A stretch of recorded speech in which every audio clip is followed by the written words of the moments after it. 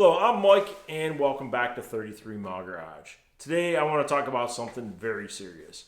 When you get defeated or discouraged while you're working on your dream car project, your muscle car, or project car. This happens to all of us at one point in time, and one of the major things that causes us to get defeated working on our projects are one, the budget. We set up a budget in the very beginning, and we all know what happens. We blow through that money like it's nothing.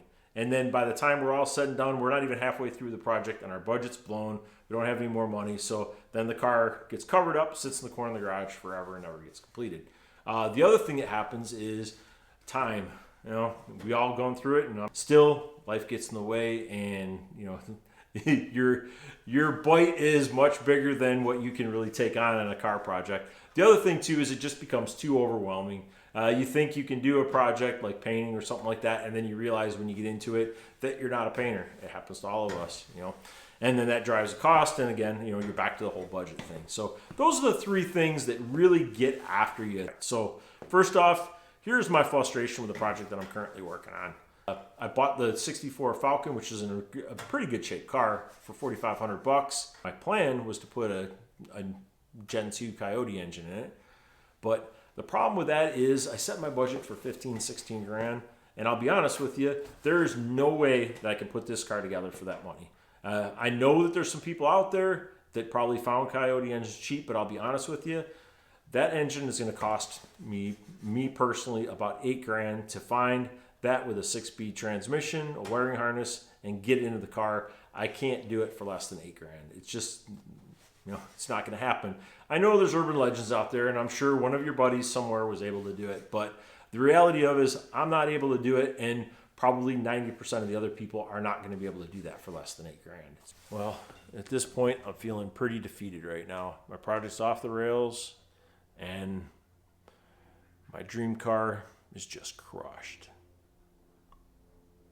What am I going to do? Take the car, put a cover on it, push it off to the side of the garage, forget about it the time being, go on with life, and not work on it? That's an option, but not a good one. I think at this point, I think the best thing to do is look back at some of the old hot rodders, how they did things. You know, maybe sometimes we lose that in our car builds. You know, we see SEMA builds and stuff like that, and we see these just, you know, $100,000-$200,000 car builds. Well, I don't have the means or the skill set to build those type of cars. But I do have the means and the skill set to put together a nice car and a fun car to drive. So really, I mean, I could take so many different routes to get this car back on track. You know, just to have fun, I could put a 6-cylinder in it and just drive it and have fun. And that's acceptable. There's nothing wrong with that. That would be fun to do. But I do have a little bit of project money. So I'm thinking for me, I changed my expectations. I lose the Coyote and I start looking at maybe, and this is still a great option, a Cobra engine out of a 97, 98 with a 5-speed. I could probably pick that up for, I've seen them for $4,500. That could get my project back going again. The other thing too is going that route. All 97, 98, you know, new gen Mustang parts are dirt cheap everywhere. That would be a very economical route for me to get this back on track. And it kind of goes back to traditional hot rodding, right? Use what you have, or more importantly, use what's available to you.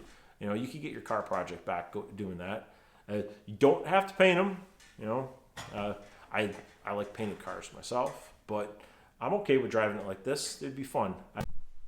All right, here's what I did to save a ton of money and get my project back on track. Is instead of buying brand new, like I had a choice. I needed a 94 through 2004 Mustang spindle. $125 brand new. This would probably be another 45, so I'm into it for 170. I paid $30 for the whole thing with the bolts. Brake calipers, same thing. If I were to buy one brand new, have it shipped to my house, very convenient, right? But that's $71, and that's just for the caliper, not for the bracket. You know, that's another $20 or whatever. So I'd be in it for $92, and then I have all the bolts and all the hardware that you need to bolt it in. The bolts and hardware will get you, man. All right. Now here's another huge money save for me. In my particular case, I had to do a lot of research, and there's a lot of pros and cons to rear ends. But here's the pro on buying this rear end. I found it in a U-Pull junkyard. I paid $150 for it. It's an 8.8. I think it's a 31 or 32 spline axle rear end out of an Explorer 410 limited slip rear end. That's huge. Came with sway bars, brake calipers, the whole deal for $150. I mean, I may have to put a little bit of time and money into it, but man, I'll tell you what, $150, and I worked hard for it too, man. I did this in the rain, and it was miserable and sucky.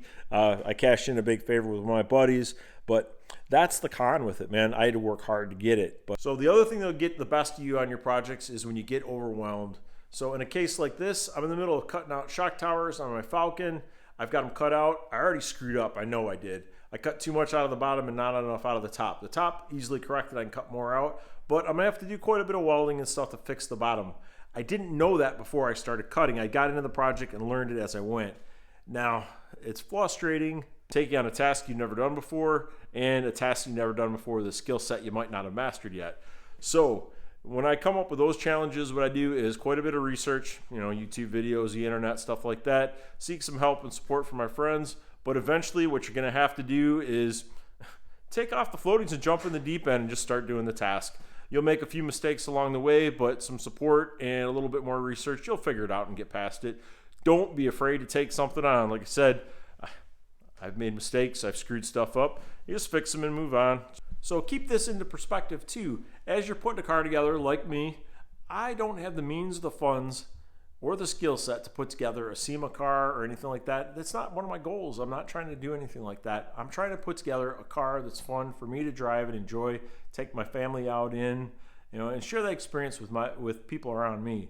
The other thing too, as I'm building the car, I'm in it for the moment too. If my buddies are over, I'm telling them about my dreams and my ideas about what I want to do, and they're like, yeah, that's pretty cool, and they share some ideas and some support and stuff as I'm going through it. And the same thing when they're working on their vehicles, I'll stop by, talk with them, support them. That's another part of the community, man. This is an awesome car community, and there's a lot of people out there that'll support you and get you through some frustrating times.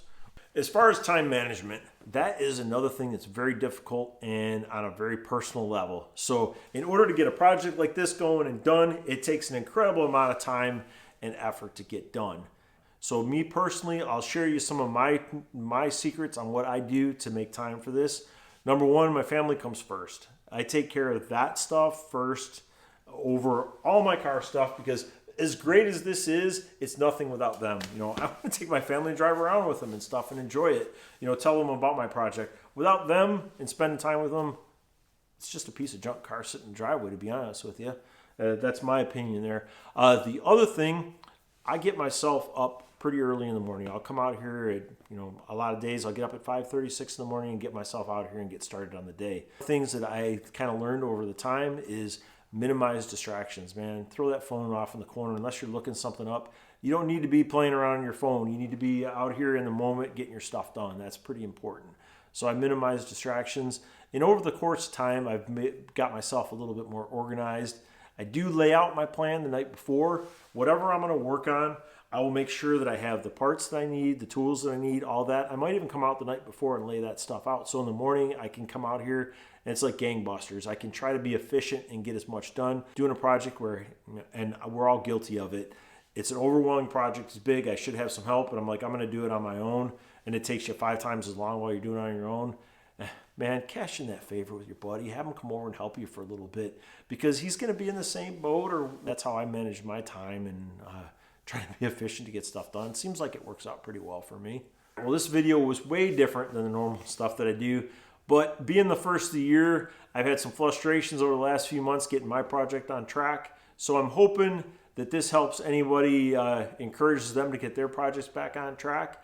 And make any comments below, man. Tell me where you guys are at. And if this video helped you or not, man, I'd be interested in hearing that. A little bit, like I said, definitely different than the normal format, but just trying to put something out there that'll help the next guy.